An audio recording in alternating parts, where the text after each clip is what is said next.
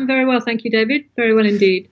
Today, Thanks for inviting me to do this. oh, for sure. I really love this, and this won't be your normal Markzware video about our software or about industry things. Oh, we might touch a little bit about in Laurel's background because she has a very interesting background. But Laurel's writing a book not about graphic arts or print media or printing processes. She's writing about, well, it's a fiction book. It's called The Draftsman. Maybe for those who might not know, maybe you can tell us a bit more about who you are, Laurel, and what you have done and what you do. As a novelist, my name's Laurel Lindstrom, but as a journalist, my name is Laurel Brunner. And for years, I've been writing about graphic arts technology, going back to the mid-'80s, I guess. And that's always been what I write about, non-fiction, technical stuff to do with digital production for the graphic arts industry. And it's taken me on a very interesting journey, a very long journey. And then a few years ago, I was looking at some stuff that I had done many, many years ago when I was still at university in California, and I found some fiction work that I had done, and I thought, you know what, I had some of this stuff published. I think it might be a good challenge to see if I can write a novel. And it's much harder than you think it's going to be, not just because of the need for ideas, but also when you've been writing about technology and software for so many decades, it's really hard to get away from that mindset. Yeah. Yeah. So that was the kind of the biggest challenge, I suppose, was crossing over from being a technical writer to being somebody who was writing fiction. Has it always been your dream to write? Well, I guess you've been writing fiction, like you said, since you were younger, but. Yeah, I had always written, but I was never very good at it. In the way that young people, you think that just because you've written something down, it's great. What's great is you've tried and made an effort at it. And at UCLA, I did a couple of creative writing courses, and my major is in linguistics and in English literature. And I did. I had a couple of things published, and I enjoyed it, and then got caught up in work and making a living and supporting myself, and increasingly over the years that took over. And it wasn't something that ever really went away. So you can find somewhere on YouTube, you can find a version of the Drupa song that I wrote with somebody else who's a musician. Drupa song. I think, was that 2000 or? I can't remember which year it was, but we wrote a Drupa song together, and I've always written creatively for people's birthdays or like poems for someone's christening or whatever. And then I looked through a whole bunch of old stuff that we found up in the loft, and thought, why don't I do that again? I really enjoy writing without the constraints of it being about technology. Well, maybe you can give us a synopsis on the book, Laurel. What you've written. It's essentially it's about a young man who is, I guess you could say he's on the scale. He is, sorry, that's my cuckoo clock. Her name's Joan. Her name's Joan because she lives in an ark. Oh, that's a good one. Joan, because she lives in an ark. Oh my.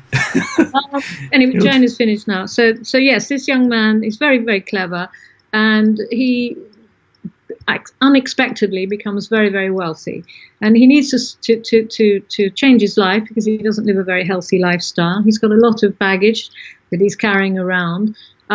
He moves into a house down in the countryside, and this guy is a Londoner, so he's an urban person, city person, big city person. The countryside can be very healing for people like that, and that's not why he buys the house, but that's what starts to happen. And you gradually, throughout the book, learn more about who he is and why he is the way he is.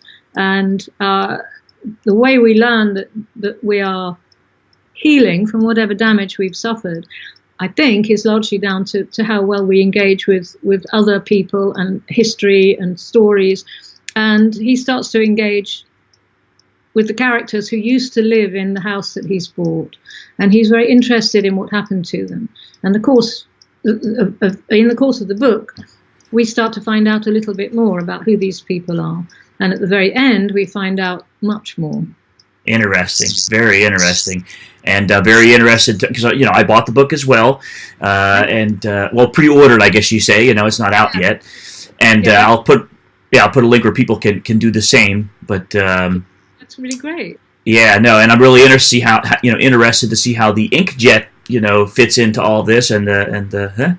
It was important for me to show how serendipity can shape your life, because my life has been all over the place. I've lived in many countries. I think I was in 9 different schools before I was 15 years old. So wow. When you live all over the place, you have your own concerns, your own baggage, but also serendipity plays a role in making things get better. Yeah. Oh, it sure does. That's a great point. It sure does. Serendipity is amazing, really. You could read the whole book to us, but that would defeat. We don't have time for that, I'm curious about the Unbound site, because you're self-publishing this book, I guess you call it, right? Yes. No, I'm not. It's not self-publishing at all. It's Unbound was set up by a couple of publishing industry. What's the word? Veterans who wanted to have a publishing company that was a bit different. Their whole idea is to encourage more diverse books, fiction and non-fiction. So what they have is a crowdfunding model, and they have 2 different categories of publication. They have a digital first list, which is the one I'm on, and then they have a more conventional model. In both models, they decide whether they're going to accept something or not. And it seemed to me like it was sort of an elaborate self-publishing model at first, but actually it's not, because I've spoken to a number of people who've tried to get their books published with Unbound, and they haven't said yes. So interesting.